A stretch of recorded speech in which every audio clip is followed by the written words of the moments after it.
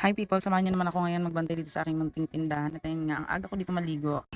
Kailangan talaga pag nagbabantay ka sa tindahan ay fresh ka kahit papaano, kahit hindi ka kagandahan, kailangan mo linis ka sa katawan.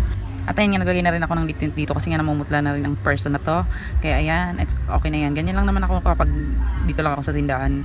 For the lip tint lang, suklay-suklay, okay na ako dyan. At ayan, nagpapatayo ako ng buhok habang nanonood ng K-drama. Alam niyo naman, ang person na to ay K-drama is life. At ayun na nga, ngayon lang pala ako ulit nakapag-upload ng video kasi nga tinatamad talaga ang taong ito simula nung pagkatapos ng graduation namin. Ngayon na lang ulit ako nakapag-video kasi nga tinatamad talaga ako. Kaya ayan, magsisipag na tayo for today dahil andito lang naman tayo sa tindahan at wala pa naman akong trabaho. Kasi nga wala pa rin akong balak magtrabaho. Kasi mas gusto ko dito lang muna sa tindahan para naasikaso ko yung mag-ama ko. At syempre, para na rin makapagpahinga kahit papano after graduation. Alam niyo naman kung paano gaano kahirap at gaano kakomplikado kapag college ka.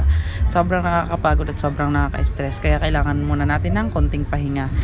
At ayan nga, nagbibilang na ako dito ng aking benta kasi nga magpapautos ako sa grocery kasi marami na rin akong kulang dito sa tindahan. Mga kape at sigarilyo. Magpapautos nga lang ako dito sa bata, bumili ng mga kulang ko dito sa tindahan kasi nga hindi pwede akong mag-grocery ngayon kasi nga wala akong kapalitan dito sa tindahan. Yung pinsan ko kasi ay nagre-review siya para sa final exam nila. Wala tayong choice kundi magpabili sa bata kasi nga wala tayong ibang mautusan dito sa tindahan. At ayun na nga, pagkatapos ko dito magpautos sa bata ay may nagpaluto sa atin ng fries at nagpagawa ng shake. Kaya ayan, ginawa na agad natin yung order nila para hindi sila mainip sa kakaantay.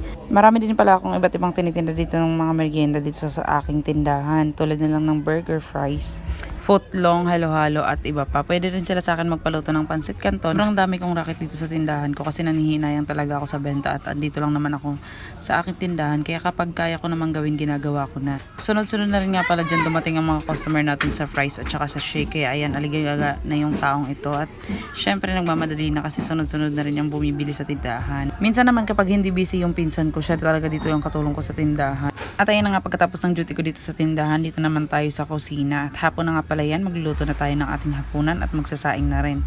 Ganyan nga lang ang routine ko dito sa tindahan kapag hindi ako namamalingki at hindi ako naglalaba.